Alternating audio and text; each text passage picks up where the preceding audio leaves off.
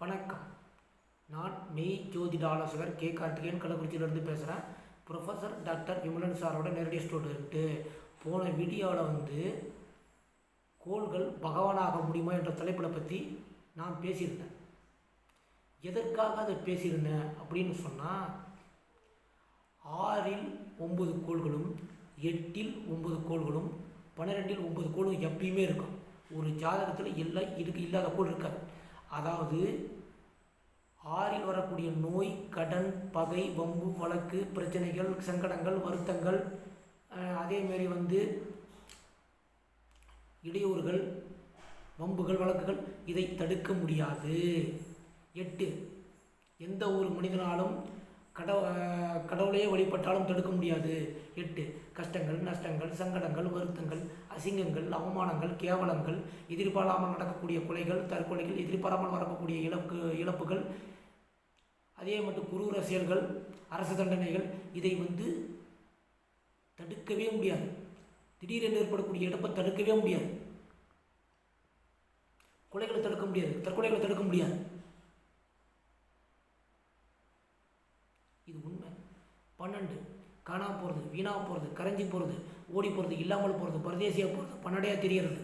அது மட்டுமல்ல, பாதாள சிறையில் அடைக்கிறதும் 12, சிறைச்சாலையில் அடையிறது 12, பேரு, புகழ், கௌரவம், மதிப்பு, மரியாதை எதுவும் இல்லாமல் உயிரற்ற நிலையில் வாழக்கூடியது 12, நாடு கடத்த செய்வது 12,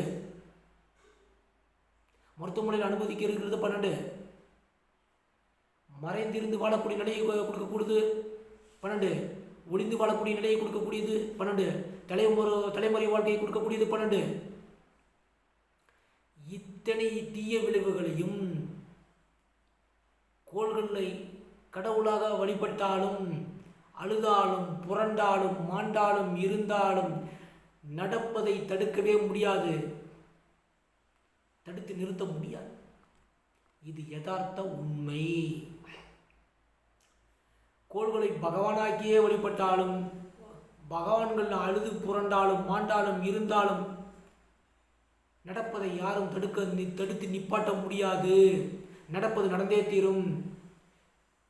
நல்ல ஜோதிடர், படித்த ஜோதிடர், அனைத்து விஷயங்களும் தெரிந்த ஜோதிடரிடம் கேட்டு 6ஆம் பாவம் வரக்கூடிய பிரச்சனைகளை நான் எப்படி குறைத்துக் கொள்வது, 8ஆம் பாவம் வரக்கூடிய பிரச்சனைகளை நான் எப்படி குறைத்துக் கொள்வது, 12ஆம் பாவம் வரக்கூடிய அனைத்து பிரச்சனைகளையும் நாம் எப்படி குறைத்துக் கொள்வது, எப்படி குறைத்துக் கொள்வது என்று கேட்கவே வேண்டும் என்றால், அந்த பிரச்சனையை தீர்க்க முடியும் என்று யாரும் முடிவு கட்டி விடாதீர்கள். அது தீர்க்க முடியாது. இது உண்மை. அந்த பிரச்சனைகளை தீர்க்க முடியாது. பரிகாரத்தாலும் தீர்க்க முடியாது. கோள்களை கடவுளாக வழிபட்டாலும் அதை தீர்க்க முடியாது. இந்த பிரச்சனைகள் நடந்தே தீரும். 6, 8, 12 என்ற தீய விளைவுகள் நடந்துதான் தீரும். அதை யாராலும் மறுக்க முடியாது, தடுக்க முடியாதுங்கிறது உண்மை. இதை சொல்வதற்காகவே நான் கோள்கள் பகவான்களாக ஆக முடியாது,